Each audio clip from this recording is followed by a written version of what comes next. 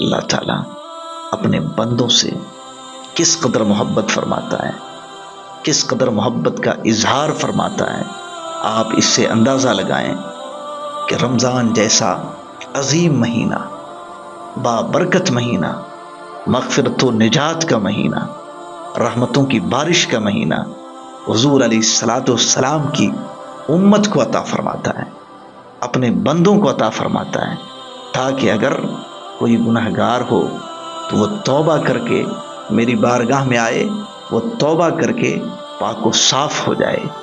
اس سے آپ اندازہ لگائیں کہ جب پہلا رمضان اسٹارٹ ہوتا ہے، بندہ اگر پہلا روزہ رکھتا ہے تو اللہ رب العزت اس پر کس قدر مہربان ہوتا ہے، اس سے اندازہ لگائیں۔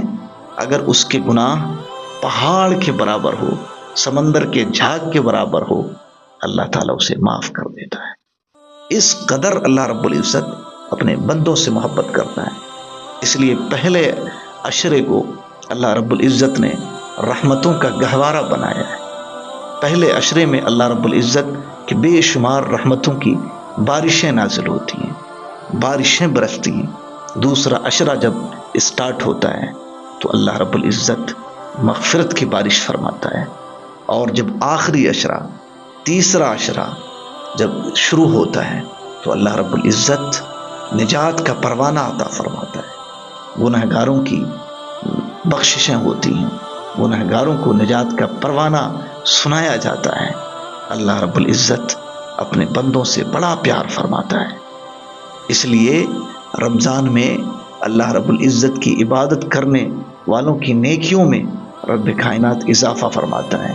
اگر کوئی بندہ نفل نماز پڑھتا ہے تو اللہ رب العزت نفل کی جگہ ثواب اسے فرض کا عطا فرماتا ہے، اور اگر کوئی فرض نماز ادا کرتا ہے تو اللہ رب العزت فرض میں 70 فرضوں کا اسے ثواب عطا فرماتا ہے۔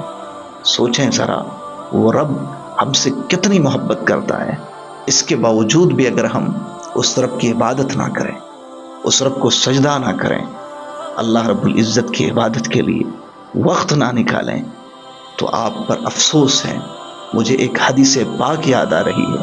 نبی پاک صلی اللہ علیہ وسلم منبر شریف پر پہلا قدم رکھتے ہیں تو آمین کہتے ہیں، دوسرا قدم رکھتے ہیں تو آمین کہتے ہیں، تیسرا قدم رکھتے ہیں تو آمین کہتے ہیں۔ جب خطبہ آپ صلی اللہ علیہ وسلم پڑھتے ہیں اور نمازیں ہو جاتی ہیں تو صحابہ کرام نے پوچھا، یا رسول اللہ صلی اللہ علیہ وسلم، آپ پہلی سیڑھی پر چڑھے تو آمین آپ نے پڑھا، دوسری پر بھی آمین کہا آپ نے، تیسری پر بھی آمین کہا، یا رسول اللہ معاملہ کیا تھا؟ کوئی دعا کرنے والا تو ہمیں نظر نہیں آ رہا تھا، لیکن آپ آمین کیوں پڑھ رہے تھے؟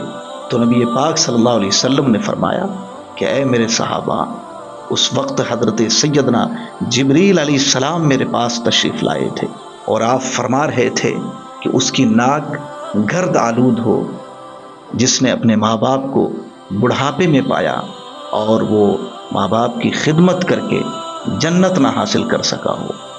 اور دوسری دفعہ حضرت جبریل نے فرمایا کہ اس کی ناک گرد آلود ہو، جہاں آپ صلی اللہ علیہ وسلم کا تذکرہ ہو اور آپ پر درود نہ پڑھا ہو۔